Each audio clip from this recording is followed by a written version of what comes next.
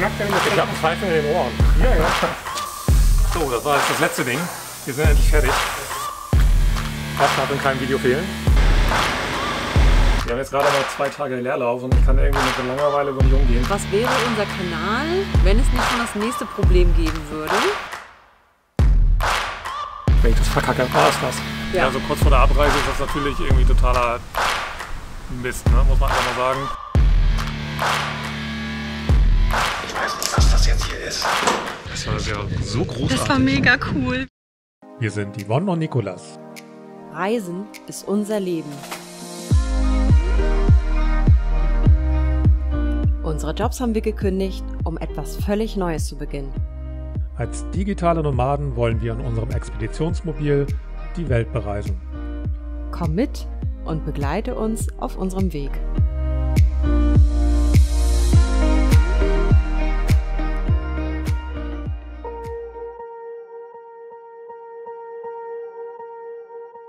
Swear I won't forget this, why do I regret this? In my mind reckless, thoughts are feeling endless. Sitting up, I'm breathless, anxiety's infectious. I feel so defenseless, betrayed and embarrassed. I hate being open, I hate being broken. I feel like an ocean filled up with emotion. Anger ain't a potion, rub it on like lotion. I can feel it soaking, reopen, the scars have awoken. I can't move on till I let go. I feel so lost, never at home. Need to be strong, every breath hold. Na gut, okay, das war gut. Absolut im grünen Bereich. Ja. Bei denen kann man ja gar nicht sehen, wann, also die sieht man bei denen, ab wann die irgendwie zu viel Hitze gekriegt haben. Das ist ja, bei den Schwarzen kann man das ja irgendwie noch einigermaßen Bei denen erkennen. siehst du das auch sofort. Ja, okay.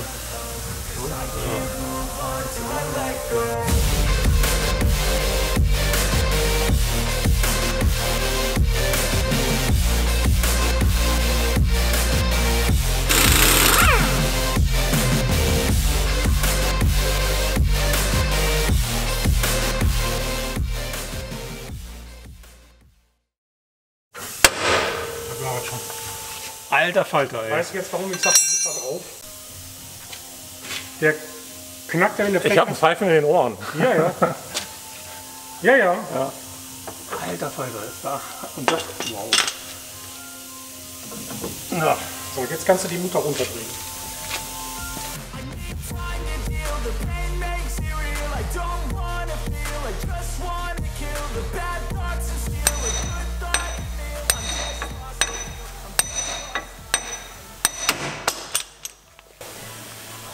Krass. Ja. Hammer. Da ist sie. Das sollte passen, ne? Kann man gleich mal drauflegen da. Ein bisschen. So. Habe ich richtig gemessen. And it gives me chills, a nice road it feels. I slip off the peel and crash all the steel. Will I ever heal?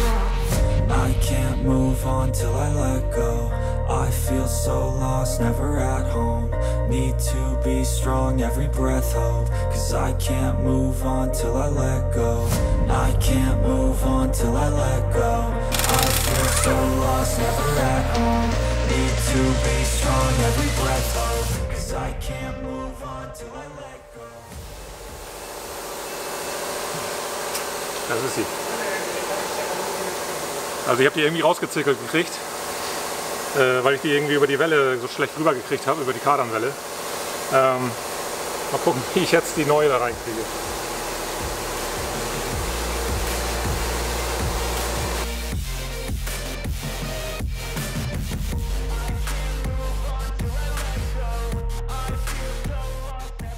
Den langen nach oben, den kurzen nach unten, hat mir Olli erzählt.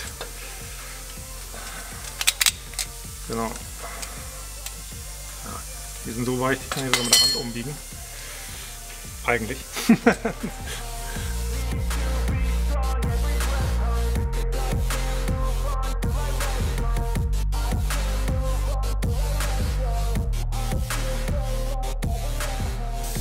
So, das war jetzt das letzte Ding. Wir sind endlich fertig. Wir haben auch nochmal bei der Sache, also bei der Gelegenheit, die Bremsen uns angeguckt, die Bremsbeläge vorne, sieht alles gut aus. Bremsgestänge ist jetzt drin, Spur muss dann nochmal eingestellt werden, ist selbstverständlich. Aber es sieht alles gut aus. Ich bin froh.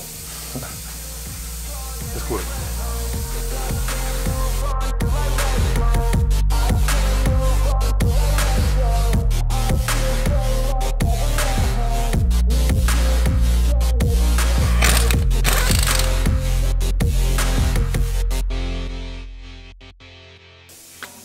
Was darf in keinem Video fehlen?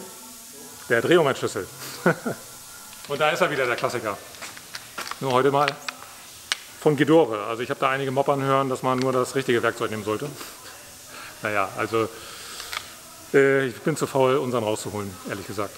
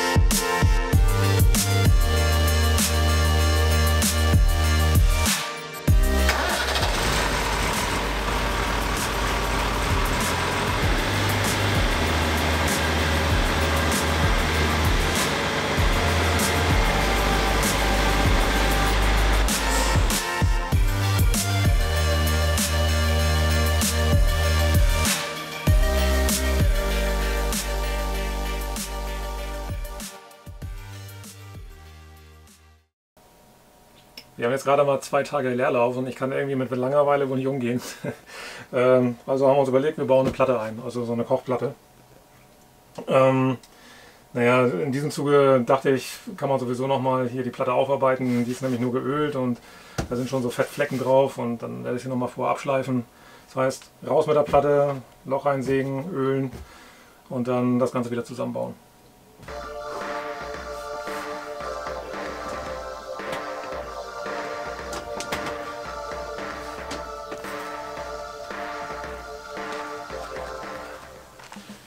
Ja, die Spüle, die haben wir so fest eingeklebt, die werden wir wahrscheinlich nie wieder rauskriegen.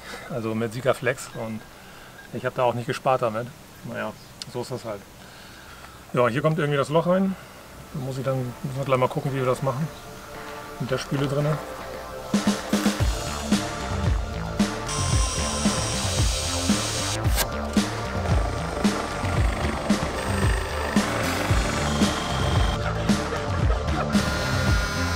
Wollen wir die Kochplatte noch absenken, ne? Genau, wir wollen sie absenken. Habe ich noch nie gemacht. Ich habe natürlich mit der Fräse schon gearbeitet. Die ist noch ein bisschen anders als die ich vorher hatte. Wenn ich das verkacke, war es das.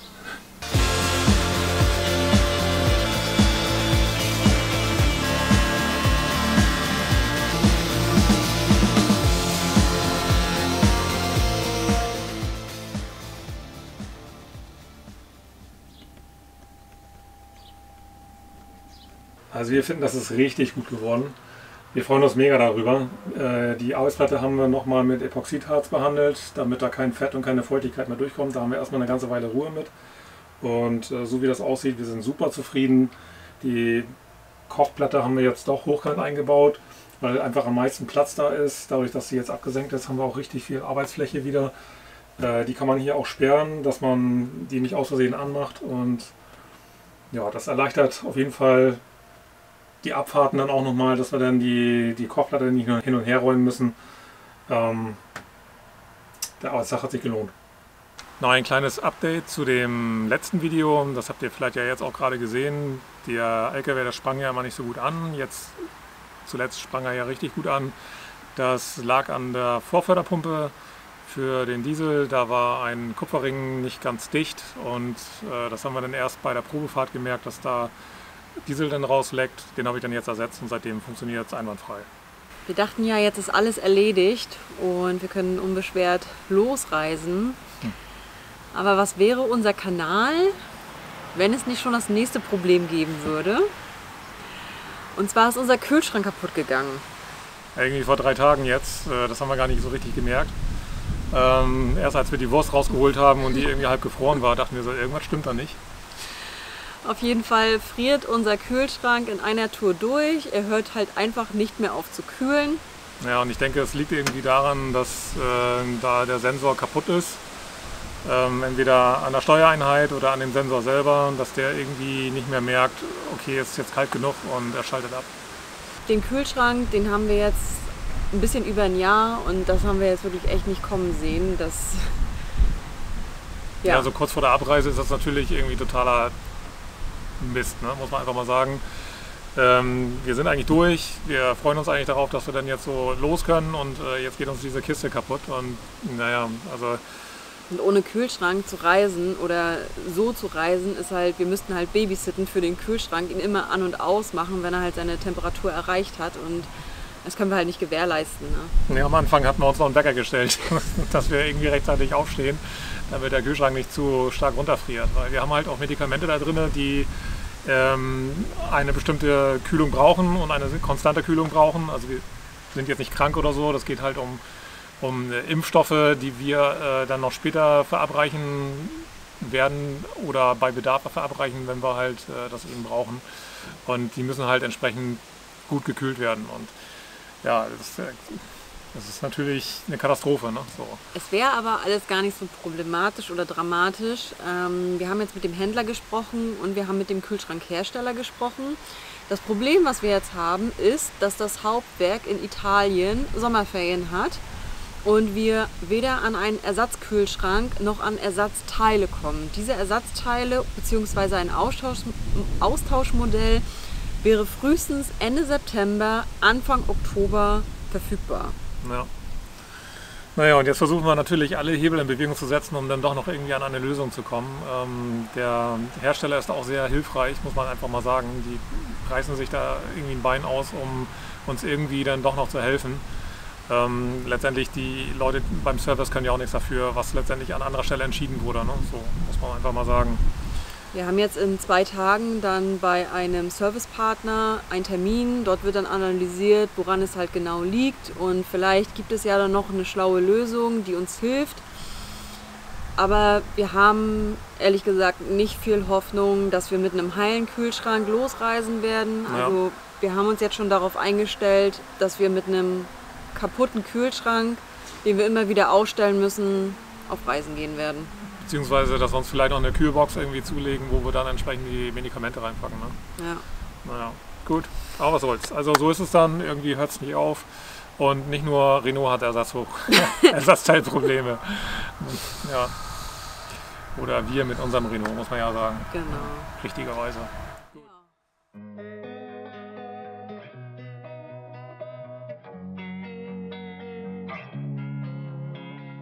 Losing time, I'm fading fast. I just wanna make it last. Try to let go of the past. I close my eyes, embrace the blast. Sleepless nights and headaches stack. Restlessness to hell and back. What's my purpose? What do I grab? A slippery surface, a heart attack.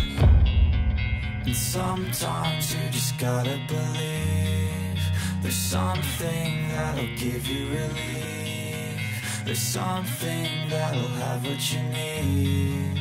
What you need. We're broken, it's tragic. We're not all elastic, but maybe there's magic.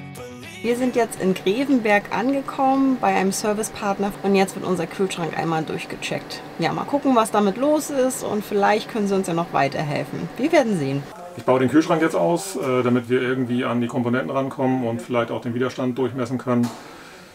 Mit Chance können Sie vielleicht sogar irgendwie den vorrätigen Widerstand, den Sie hier haben, irgendwie dann benutzen und da einlöten. Aber erstmal müssen wir das testen. Dafür baue ich den jetzt aus und dann gucken wir weiter. Der Meister oder Techniker liest sich da jetzt irgendwie gerade ein.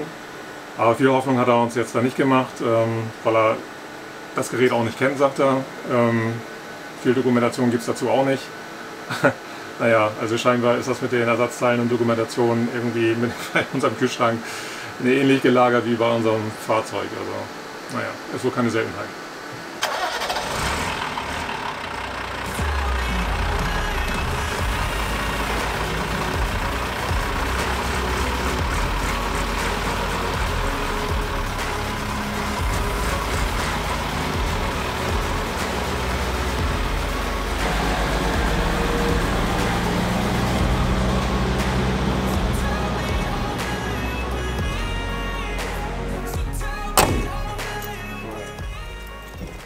Wir haben jetzt erstmal eine Notreparatur durchgeführt, weil die Ersatzteile ja nicht da sind oder nicht geliefert werden können. Wir haben jetzt einen anderen Kühler eingebaut, einen anderen Sensor eingebaut von einem, ja, irgendein anderes Fabrikat, sagen wir mal.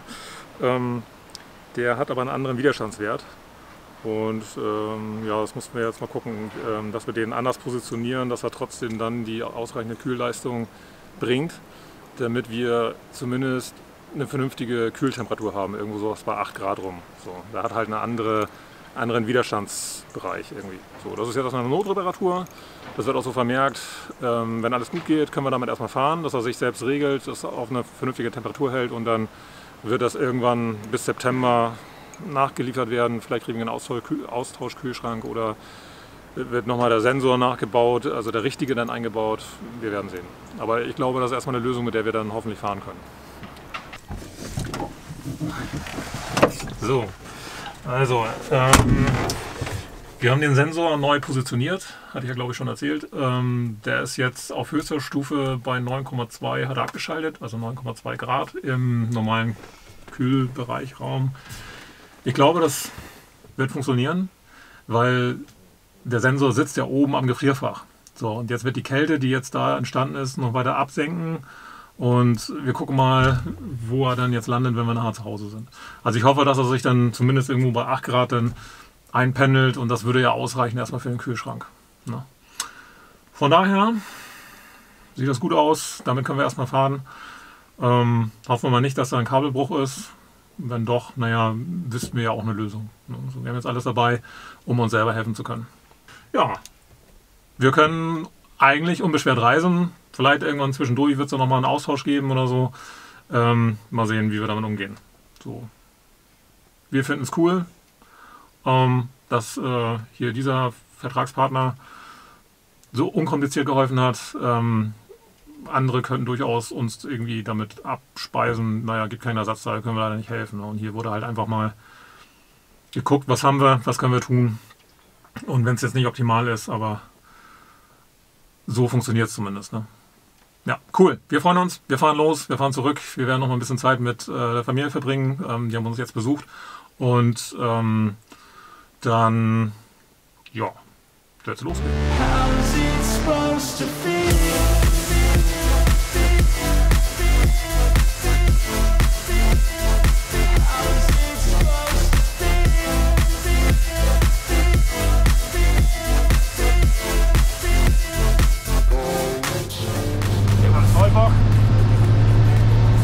Er läuft.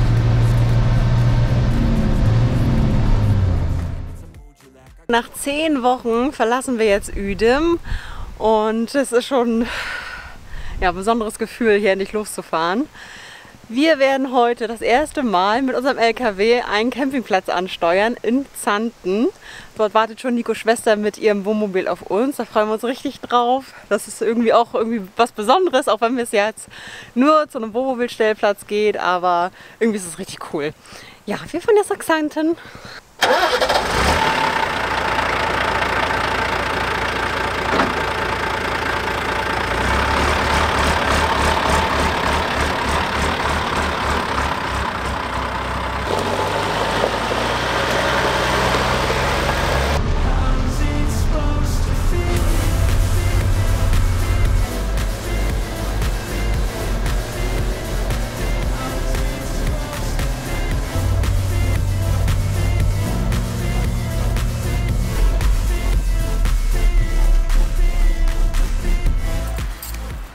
Der erste Campingplatz mit dem LKW ist irgendwie aufregend, ne, oder? Ja, das hört sich jetzt aber so an, als ob wir nur Campingplätze anfahren wollen. Nee. Und uns dafür dann ein Offroad-Fahrzeug gekauft haben. Also das ist natürlich nicht der Plan. Aber da wir jetzt noch Zeit mit der Familie verbringen, die auf dem Campingplatz stehen und wir uns jetzt nochmal Xanten angucken wollen, ist natürlich auch geil, mal woanders zu stehen. Ne? Von daher schön. Wir freuen uns. Genau. Und dann gucken wir mal, was Xanten so zu bieten hat.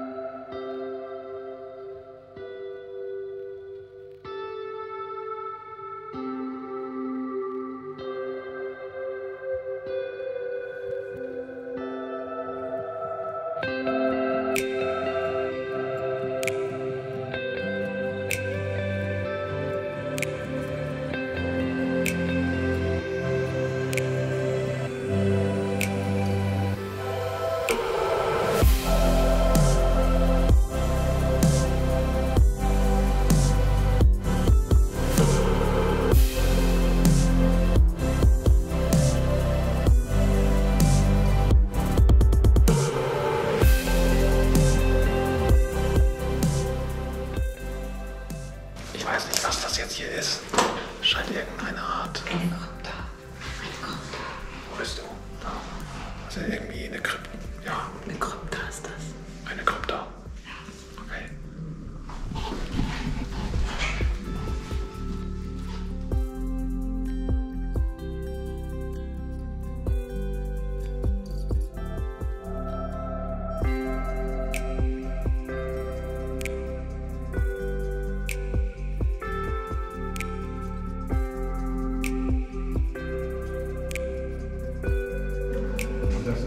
Also ich darf gleich die Anna-Glocke läuten. Das ist die wiegt 1 Tonne und die darf ich gleich läuten. Wie geil ist das denn?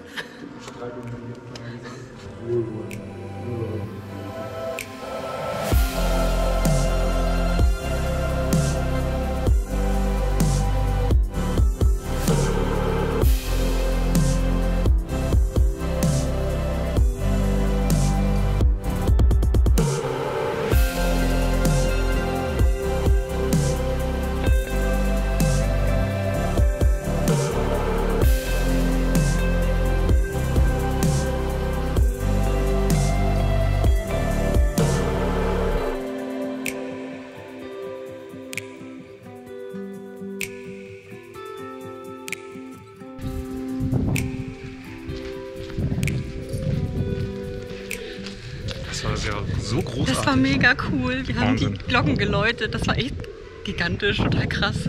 Der Glöckner, oder wie er sich dann halt nennt, hat uns halt gefragt, ob wir halt ganz gerne auch die Glocke mitläuten wollen würden. Ja. 10 Minuten lang. Das haben wir gemacht und das war total genial. Ja. Das sind halt noch 3 Glocken, die handbetrieben sind. Der Rest ist halt elektrisch, aber 3, die handbetrieben sind, die zu den Hochfesten noch bedient werden. Und hier ist es so üblich, dass der erste Freitag im Monat Jesu, ich hab's vergessen, Jesu-Tag oder so nennt sich das. Naja, also und dann werden die Glocken immer geläutet. Genau. Und der eine hat gesagt, dass er das schon jetzt 40 Jahre lang macht. Wahnsinn. Hammer! 40 Jahre lang. Und dann 10 Minuten, also Echt? das ist schon, Ja. da muss man ganz schön reinhauen. Also die eine, die ist 1 Tonne schwer Ja, und die andere, wo wir zu dritt dran waren, die ist 2 Tonnen schwer. So, das war echt cool. ja.